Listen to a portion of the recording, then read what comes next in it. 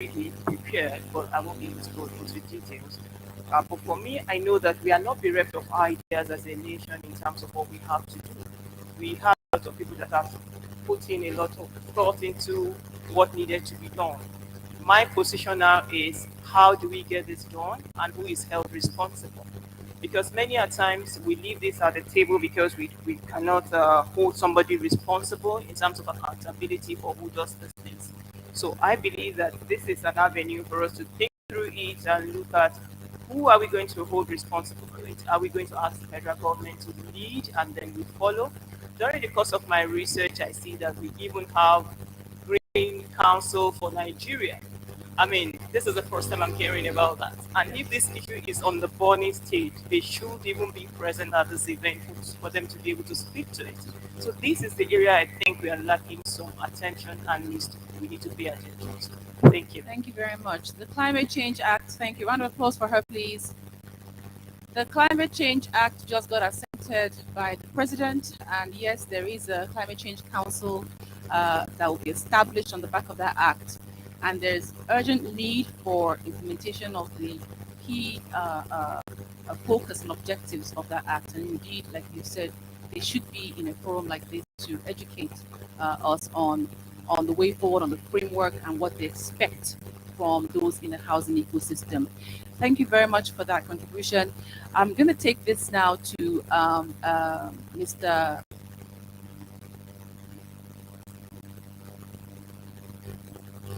Ali Wamako. I want to ask a question. We just want to know for the purpose of the audience, what is the real estate development institution of Nigeria doing in channeling the government to support social housing delivery in Nigeria? Thank you so much. I want to first and foremost let you know that the future of real estate is private sector driven. On that basis, our association has initiated a program to assist or complement government effort in the aspect of affordable housing provision in the country. We introduced Rural Urban Housing Initiative, which we intend to build at least 100 housing units in each of the 774 local government areas in this country, where it is feasible and viable. And in doing this, we collaborate with so many agencies to make sure we achieve the feat. We are in collaboration with financial institutions like Shelter Africa. Happily enough to tell you, we're able to bring Shelter Africa to the country, which they floated a bond of about $500 million for the purpose of assisting in housing delivery in Nigeria. And happily enough now, the bond has scaled through and it is even oversubscribed. And they have mandated that we will build 12,000 units across the country, 2,000 in each political zone. We have already started doing the packaging as written, and inshallah, before they are out, all these houses will be plugged up. We also have a collaboration with Family Homes Funds, which also we have about 3,000 housing units, which we are packaging with them, and we reach an advanced level. Even also before the end of the year, we will run our distance as well. And we have collaborated with the Building Materials Producers Association. We engaged Dangote Cement and the Lafarge. Dangote Cement actually has given us a mandate that they will provide us cement at a reasonable price all over the country, and they will deliver themselves. We also engaged some of the cable manufacturers who produce cables for electricity. We endorse of their product, and they promise to give us up to 25% discount on their product. So we are all doing these things to make sure that at least the houses we provide is affordable, because we believe that government is doing, just talk shop, the rhetorics and the rest of it. This government, when it comes into power, is building 1 million housing units each year. They are that it is only private to understand that government at all levels make budget for production of houses. Remembering that we are not in the socialist Thank republic. you very much, And sir. I We don't think, have much time. please, can you give me time to have this point? The government at all levels, they make budgets for the production of houses, and we are not in the public. So the government has no reason to build houses and give people free. So in that aspect, we advise the government, the budget they are doing, they shall channel it into the private sector at a single digit interest, so that we will be able to build these houses, create employment, pay our taxes, and return the investment they have done is assured of the return of investment into the coffin of the federal government of Nigeria. Thank So I you. think that's the best way to go for that. Thank you very much, sir. A round of applause. Thank you, sir. Thank you. Still talking on green buildings, I'm going to ask Ms. Timilola Snola on how the IFC Edge is supporting green buildings for everyone. Thank you so much, Adazi. You know, there's something we say generally that what you don't know, right, can kill you. Now it's a case of what you know, right? That's okay. For green buildings, it's I think it's something, a barrier we have to break, that it's expensive. So the minute you hear green, it's a case of, oh my God, that's a lot of money. However, we found out that it's actually what people are already doing. They don't know that they are putting the right measures into the group. Okay. So what we are doing with Edge is that, as part of the climate change action plan of the World Bank Group, we decided that because buildings contributes at least 40% of this in the air, we decided to go for the low hanging fruits.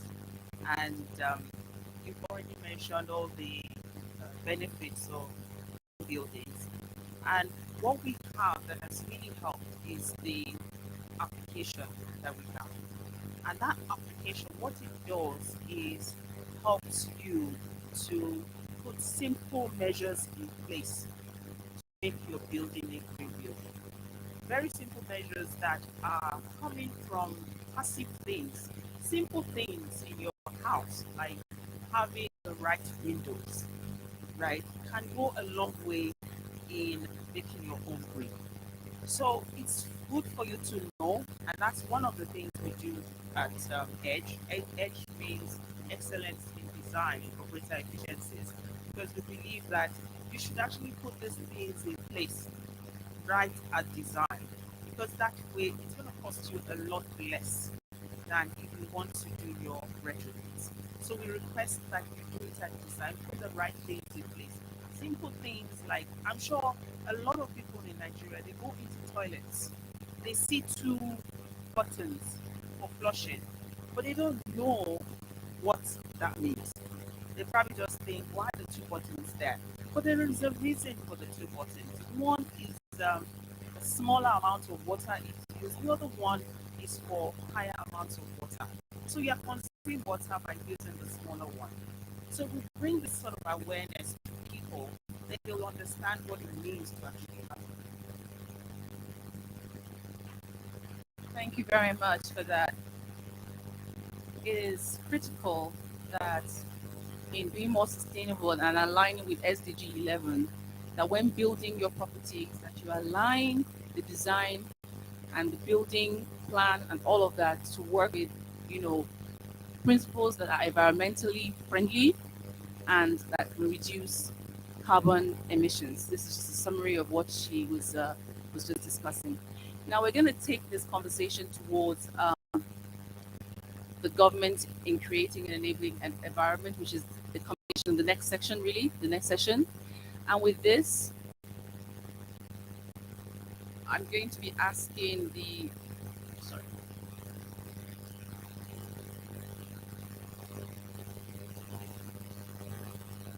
No, I'm gonna come to him because he's on both. Is this Timothy? Is that not him? It is. Pardon? I can't hear you. It's a bit far. I'm in the first session. You're in the first session? Yes. Engineer Yusuf from Head Mortal Innovation. Yes. Okay, apologies. Now, just to ask what Mortal Innovation is doing in respect to affordable and green housing. Just 1 minute comment on that, and again to align with the theme for that session. Sorry about that. It's fine. I think we're ahead of the curve already because the embodied material constitutes that's the biggest. So we have a green cement. So when you're doing your ratings from the design point of view, you want to know what will come out of it. So we have a green cement. Also, there's a lot of waste, which is part of the calculation. So we have finishing materials now that will allow you to calculate exactly where you're going to decide when you get to finish. And when I mean by finish, what I'm saying is once you finish your block work, you don't need to bring any more materials to site. We have new construction methodology for the ground floor slab. So we haven't done the assessment because we're developing, we're designing, we're implementing IT, and we also wanted to have enough solutions to do an assessment. But I think that's where we can plug in all the solutions and see what we can. So we are preparing the ground for everybody. I think for us in Lafarge, the rest assured that by the time those that are ready to implement right now, we have it. So from next year, 6% of the cement we produce will be classified green. Like I said, we have so many other solutions. So my advice is start collaborating with industry people who will continue. We still have a bit of way to go. We want to have solutions for the entire building. So that's how we are. Thank you very much. Thank you. Can we give him a round of applause for that? That's quite impressive. Now, can we please ask just one question for that last session? Can we please ask Miran a question? And that, Miran, I want to know how you educate your customers about the reduction of carbon emissions with the type of housing units that you develop. Either of you, either you or Nabil will answer that question because it's modular tech. So we actually launched our first homes about 5 weeks ago. And this is something that we were quite concerned about as to how our end user would respond to our homes. So it wasn't even more about the fact that they were green homes, they were more sort of entertained by the idea of affordability. So when we told them the cost of the homes, how much they were, and then on top of that, the fact that they were green, I think a lot of our customers were just sort of so happy with the fact that the affordability was there. But on top of that, in the long term, they were sort of able to understand that having renewables, having materials which are energy saving, such as fiber cement boards, would actually cost them less in the long term. And if you put it in like number terms, they sort of understand that a little bit more. Oh, that's very good. Awareness is very important in this kind of innovation that is coming on board and that we're embracing. It's important to continue to speak and talk to people because people are not aware of the impact, the environmental impact, the social impact. They're not aware of why green. I mean, all they just want is a roof over their head, to be honest. They don't really care if you have renewable energy in the property or anything like that. So stakeholder education is one activity that we're pushing in the climate change and in the green space. So thank you for that. It's good that you're educating your customers on the type of products that they are actually buying. Now, move to the next session where we'll talk about the role of the government in creating an enabling environment. And I'll just say this: I've worked in government and I've worked in the private sector, so I know how both sectors work. I think for me that is sort of what gives me the brand that I have, because you don't get a lot of people that are to market people and they've worked for an extensive period of time in government. And so I'd like to really, I hope that this next session will be energizing, because because truth must be told. Let us unpack the issue of affordable housing and social housing. Let us unpack what the government is doing in creating an living environment for every Nigerian to have their basic rights, which is to have a roof over their head. Let's unpack this. Now, Mrs. Oshogwe, and please, I want to first of all apologize if I'm not pronouncing your name right. I apologize already if I don't say your name right, but Madam MD CEO of Afriland Properties, if I can say that, could you please speak to us on this very interesting topic on the role of government? Thank you. I don't think you can hear me. Okay. Since far back in time, with about 17 million housing there. In 2022, when 2017. So we can't give you something that expects a different outcome. So I had a presentation time to cut this whole picture and say what nation to disrupt this area. Yeah.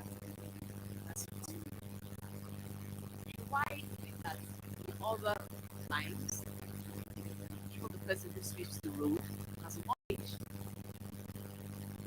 What are they doing right that we can? I think it's just for government and the private sector and the financial institution who always look at real estate related projects as high risk. And because it's high risk, come up with very high interest rate that people can touch, even if developers touch it. You know, I think something can be done.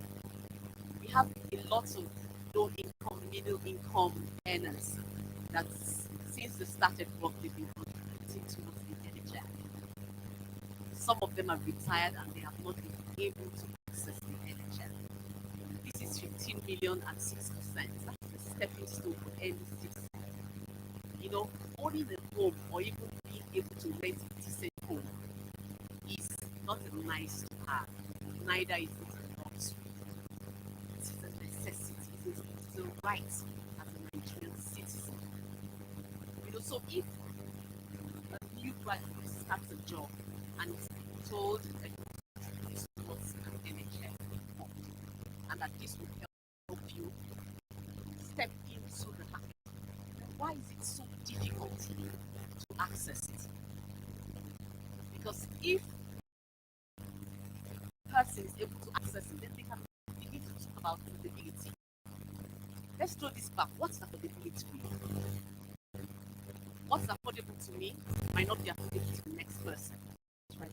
In other climes, we talk about, oh, you want to own a home, you need to spend more than 30% of total annual income.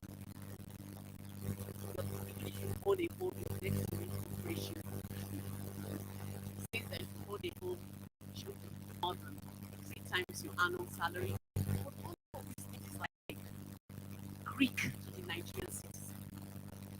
It's either you can afford it and nobody's helping you. Then that takes me straight into affordability. Cheaper homes, affordable homes. Are we going to continue building brick and mortar and expect the cost to come down?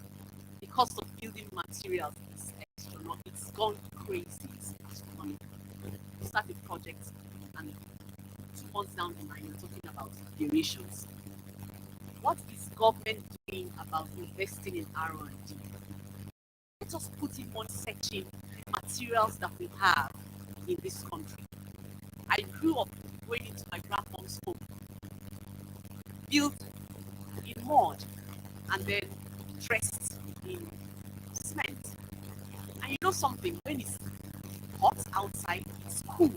You know, why can't we put in a lot more research into this so that we can develop that into red brick, into the mud that we have and we step all over the place and it's so expensive, rather than putting everything into buying cement, building bricks, cement, and the cost. When was the last time it was 2,000 naira bag? Nice. 5,000 bag. You're talking about I think we can begin to move away from brick and mortar mortar. That's why my presentation was beyond brick and mortar. Thank you very much. Thank you so Sorry, much. sorry, Thank you, there's madam. time to really talk about this. Thank you. Thank you. Round of applause. Let's look at alternative building techniques, other ways to build homes. This is what she synthesized what she's saying. Now, Mr. Director or Professor Timothy Benga Nubi, if you'd like to comment on this topic on how the government can create an enabling environment. Yeah, thank you so much. It is a pleasure and it's great. Uh,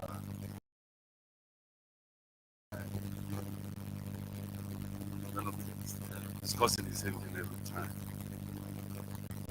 As far back as 2004, in faraway Philadelphia, I attended the WATI Housing Finance Program.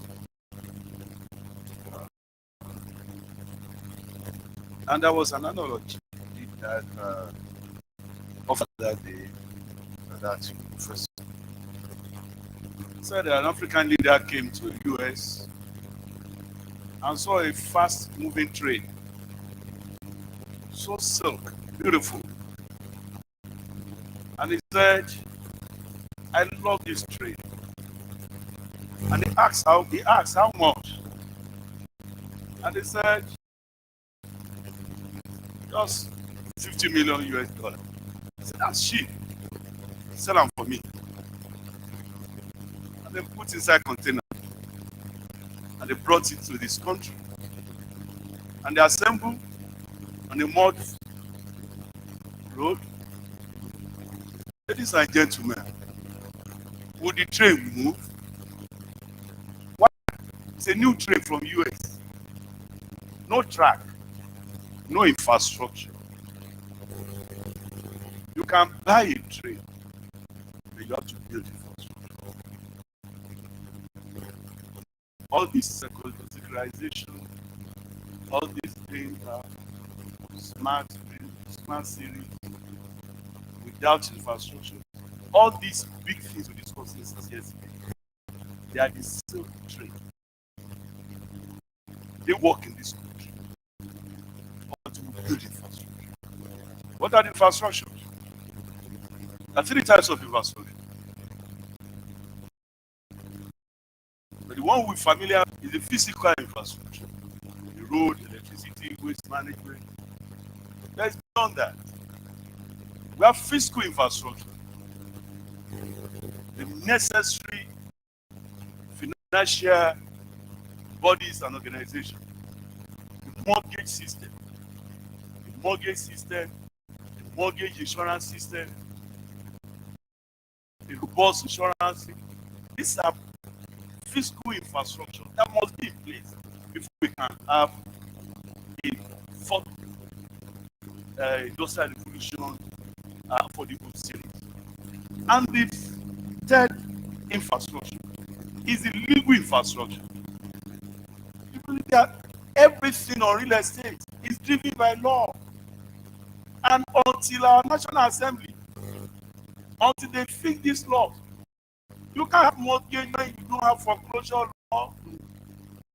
You can't do secondary mortgage when there are to back it up. All these laws must be in place. These are infrastructure that government have to devote time. It takes time to build job. And we think we can jumpstart it. We can just go into smart city. You can order Uber. Yes, there's Uber in US, there's Uber in Lagos. But you can't. You order Uber, they tell you come to get you. They say we're not coming to get you because there's no room. So we can never have smart city until we have this infrastructure. And this infrastructure, they lies in the hands of God. It's God that must drive them. And God says this to us. As a minister of housing, God said it's his responsibility as a governor and as minister to build infrastructure. So by the time he removed cost of infrastructure and cost of land from the houses that he built in Lagos, he was able to sell flat at 4,000 naira. Everything there, but unfortunately, Who are we talking to? The role of government. The government only come for opening ceremony. Who are people in government here? Thank No, let me just say one thing. Let me just so that let me just say that let's look at that. Let's look at education. You know, somebody mentioned here. He said this supply driven and demand driven. You have been saying since yesterday. You don't understand it. And before you started, you have to explain what is green and what is climate change. the level of house education is affected. I want to conclude this with you. About 7 years ago, about 2007, National Committee of Housing, and Friday, Monday to Friday, I share this joke with my friend. Monday to Friday, all of us were saying, REIT is the solution to housing finance. REIT is the solution to housing finance. In that committee was a director from representing the federal government for Ministry of Housing. So when we wanted to conclude on Friday, the man looked at us. Since Monday, you have been saying REIT is the solution. This REIT, where does he live? Oh dear. Is he living in Lagos or Abuja? Let us go and bring in. Because that time, General Rees was the head of FHA. He thought REIT was a general. He said, go and bring him. That's the director. The level of education, lack of research. We are in trouble. These are things, these are foundational things. Until we do them, we just come and talk. Thank you so much. Thank you very much, Professor. Thank you. Round of applause, Professor. Professor, thank you very much. And just to sort of synthesize that, I'll say in other climes and other jurisdictions, I'll tell you, the government do support. They do support their people with infrastructure, with sites and service. They do support. And I said one thing before in 2013, and then the president was Goodluck Jonathan, and I said that if any government that doesn't support health, housing, and education, they are not serious about governance. And he was, who gave her that appointment? I said, you, sir. And that is the truth. If you're not serious about health, education, and housing, then you're not serious about elevating your people and creating wealth. And I'll tell you, Singapore, for example, 4.8 million people in Singapore, right? 270,000 of those people are multi-billionaires. And they're wealthy. In 2013, we went to Singapore for a bilateral meeting with the Housing Development Board in Singapore, with my then minister, and we signed a very beautiful and detailed bilateral agreement for them to come and support us with housing delivery, especially for social housing. And I think if we're to unpack affordable housing and social housing, they're two different things. And I think for this forum or for the government sector, I think it's more about social housing, where they give already dressed land to developers, and then you're taking a huge cost of the books of those developers, and then you can make it, affordable to the low-income earners. But this very beautiful bilateral agreement, nice pictures, everything, we had a great tour, has done nothing but gather dust in the Ministry of Lands and Housing, then now Lands and Housing. No implementation. We can't continue to have forums like this. It costs money to put kind of forum together. It costs money to bring people from far and wide to discuss and rub minds. And then nothing happens afterwards. Nothing happens after. We just can't continue to do business like that. They say insanity is when you keep doing the same thing over and over again and expecting a different result. And so we're the cause of our own problems. Even when I worked in the power sector and I had to clear 780 abandoned containers at the port, I shed tears. That's when I knew that Nigeria is not serious. 780 since 2004, 5, 6, before the privatization, abandoned at the ports. And when you go to the ministry, you find that all those projects in Katampe, in your village, in my village, all those projects are 100% completed. And they're expecting us to pay for the contract sum, balance the contract sum, but they were all abandoned. We're the cause of our own problems. Now I'm going to go over to Mr. Nee. I won't start. Mr. Nee, your comments on what you think about the government creating an enabling environment. Thank you so much. Maybe I'll start with a story only from the trek. Some years back, I was at Watson. I was privileged to attend the Watson Housing Finance by Maria. She was the speaker. And during this session, the training program, you find out that the very passionate, knowledgeable people in class were Nigerians. We have all over Africa, all over the world. But the Nigerians do not sit down. Everybody, you want to know what the problem is. You know the solution, you know how it to be done. Such that I must say, it crowded out everybody else in the class. Some of them, they felt unconfident. Because by the time Nigerians start speaking, I know who we are really. So towards the closing session, we now had maybe sit out, all the other members. And there was no question the lady from Egypt asked. Guys, Nigerians, I love you guys. Excitement, knowledge, lazy, all over the world, everywhere. All this you have the positive. I'm blessed. How come you're this? She said I couldn't speak in class because I didn't know what to say. You guys have said everything. I don't know as much as any of you. But how come with all this knowledge, all this idea, your country is the way it is? I know what happened. You all went come out with just when that's it. Because really that's true. 15 years and you're still counting. 1 year. What are the problems? We are not short of. We are long on problems. You give everybody sheets of paper. What problem with housing? Everybody here can contribute. You know what the problems are. You know what to do, how to do it, when to do it. The will is what is lacking. So I'm not going to bore you with what government should do, what government should not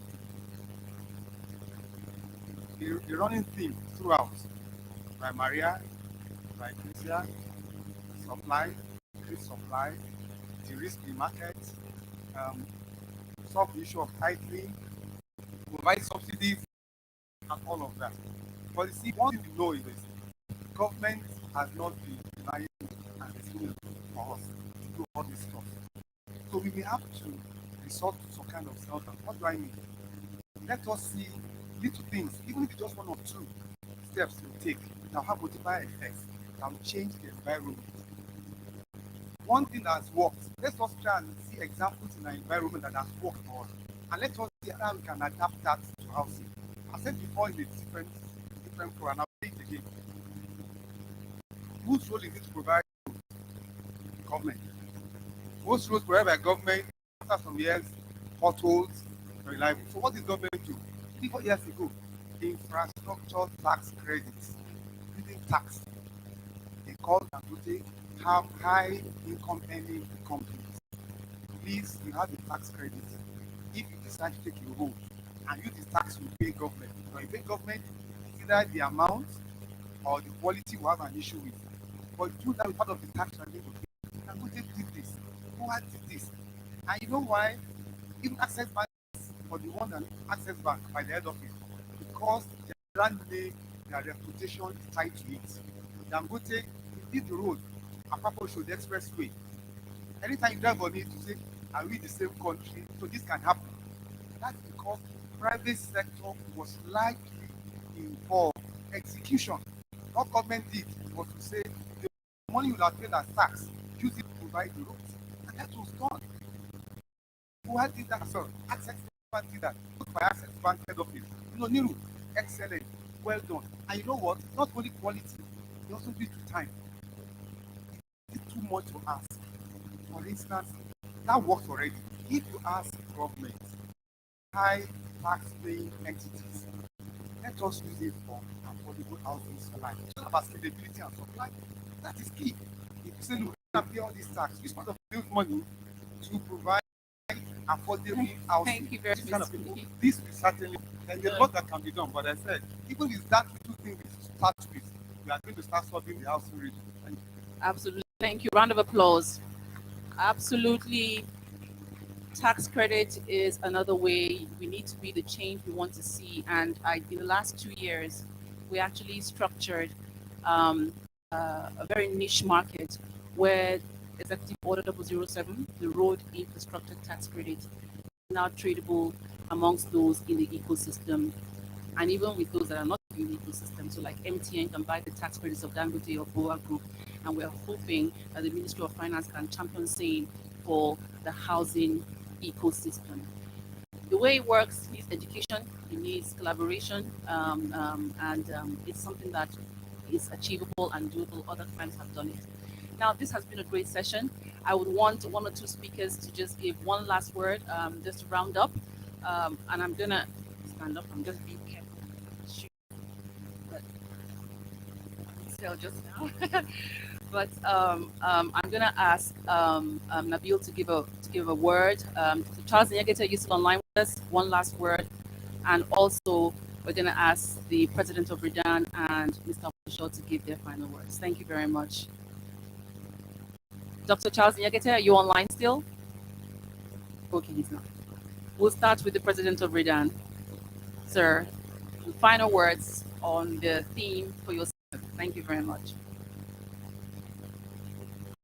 Which was affordable housing. I believe you are talking about affordable housing. Affordable housing, yes. That's right.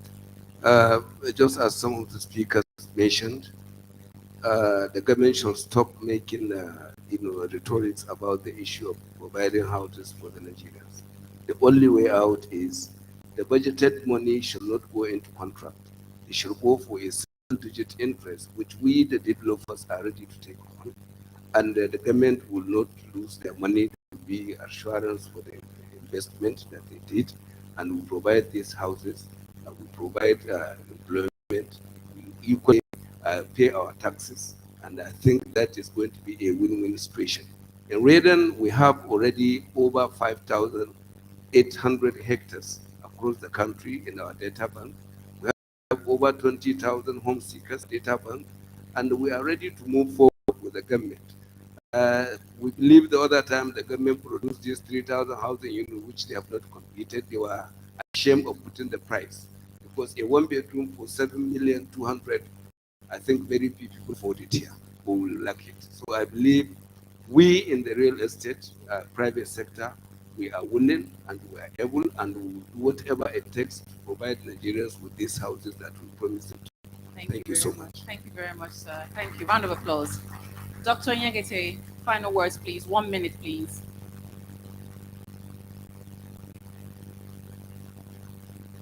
I think you're on mute, sir.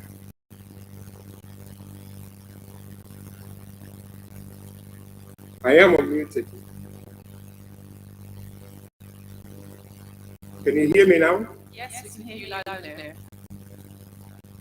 Okay. Just to speak again about the financial instrument that is being proposed that is for the building sector. It's a scheme that would allow us to have energy efficient buildings. It would be an open source design, things you don't have to pay for it. It's available. It would meet the energy building energy efficiency codes for Nigeria. It will also meet the IFC edge. When that is done, it would allow us to save 700. It would allow us to invest in capex terms 718 million, of which we would be able to save 340 million in terms of cost, and it would deliver emission saving of 700,000 tons over an extended period. It would also save energy in the region of 2,000 gigawatts. To do nothing isn't an option for Nigeria. There are so many things that we need to do, especially for designing financial solutions. We have them in place. Do we have the will to let them work? We have the financial markets, we have the capital markets. I was privileged to have been able to, today you heard the Egyptians say they've been in operation for many years and didn't issue a bond. I was able to be privileged to run an institution where the bond issue for refinancing was done within the first year of my tenure. I was also able to leave a legacy where already $1 billion securitization deal was signed with a US entity. So whenever the portfolio grows to that size, we have a market for it to refinance or to securitize and have funding for the refinancing operations. So really, there's so much that can happen. It takes the will and the desire to do so. The housing market system that's there should be the repository. Yesterday, I listened in shock to Kessia Rost cite the TMRC, and I didn't hear mention of the repository, which have all the data that we need and we'll be able to drive. We can't keep making decisions when we don't have data, and I think it's a failure if we don't address the issues as we ought to. Thank you. Thank you. Final words from Nabil, please. Thank you very much. Thank you. Half a minute, actually, Bill. Or me, either of you. Right. So in just a half a minute, I would just like to add that in order to be green, and just to emphasize on the Edge app as well, it's actually doesn't cost a lot of money to use passive strategies to actually enhance the green credibility of the home. So from the solar geometry to orientation of the windows, using a certain color of paint, it can all enhance the green credentials of the home. And then there are further benefits around carbon offsets and carbon credits. So that's something that Nigeria could look into in order to subsidize greenhouse emissions. Does anyone or everyone understand what carbon credits are? And carbon offsets, the different things. Yeah? Okay. So what carbon credits are when you trade your excess carbon, you trade it to somebody who actually needs to use that carbon. It's the excess carbon you've generated. Now I hope you all know that we need to have some kind of emissions, right? If we don't have emissions, we won't be able to live in this world. It'll be too cold. So we need to have something. But what we're trying to curb is excess emissions that is causing so much heat and causing wildfires and causing the Antarctica to melt. That's the kind of carbon we're trying to capture. And so there is a market for carbon credits, and Nigeria is working on that, and we need to get on that bandwagon as fast as possible. And I want to thank my panel. You want to say what? Oh, Mr. Motosho. Final words, sir. Final words. My people perish due to lack of knowledge. So the knowledge is that affordable housing is what we private sector is driving, and it's what we can drive. Social housing can only be driven by government or with government intervention. Anything of that. So on the green, for us mortgage banks, we are going to understand the concept more because we require deeper study. However, we assure you that as we go forward, we'll devise strategies for sustainability. Thank you. Thank you very much, sir. Thank you. Thank you very much. And I want you all to give a round of applause to this fantastic, brilliant panel. The discussants have been excellent. Can you all please stand up for pictures? And another round of applause, please. They've been great. And to this wonderful audience, thank you all very much. Sorry I did not have time to get questions from you, but I hope this was informative, insightful, and it was an energizing session. Thank you very much. Quite a large session, 2 in 1. Please, a round of applause for our moderator and the whole team. It was really a wonderful session this evening.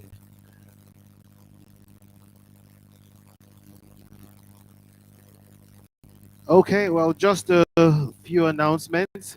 But before that, let me say that these sessions were very engaging. We had the third and the fourth put together in one. The third was affordable housing and environment resilience, green housing, green funding and effect on climate change. And the fourth one was housing for all, the role of government in creating an effective enabling environment. I was elated by the submissions of Prof. He emphasized that we must build infrastructure for things to work, and that the National Assembly must make laws deliberately to drive this. And until we do the fundamental thing, we will continue to talk, and we are tired of talking. Can we begin to walk the talk?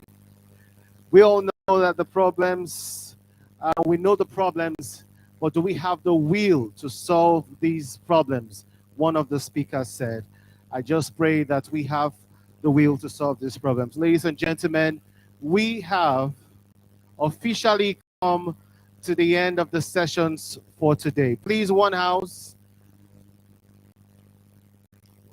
please. I understand that we're snapping pictures, but can we just listen to some of the announcements we have for today?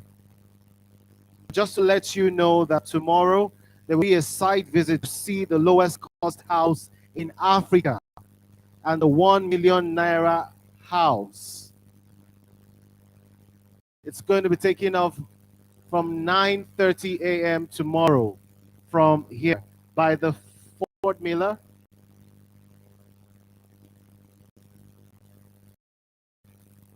Fuller Foundation.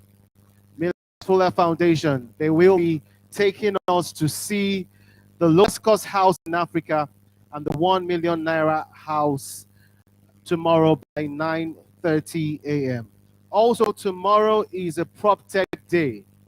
Tomorrow, Prop Tech Day, and we'll be looking at creating a digital platform to achieve scale in terms of delivery, retail, and tokenization.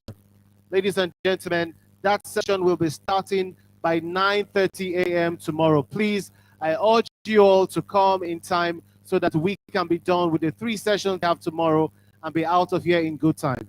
Thank you, ladies and gentlemen. God bless you as you go home. Please also remember that we have lunch. Well, it is lunch stroke dinner. Lunch, please, special guests, I'm sure you have your tickets. Move this way. The ushers will lead us to where we have our lunch this evening. And for the other guests and participants in building, you know where to go upstairs. Make sure you get your meal ticket to be able to have access to the rooms to eat your food. Thank you very much. Thank you very much. Thank you. God bless you. My name is Ben Dodo Oche, and I say I'll see you tomorrow by the grace of God.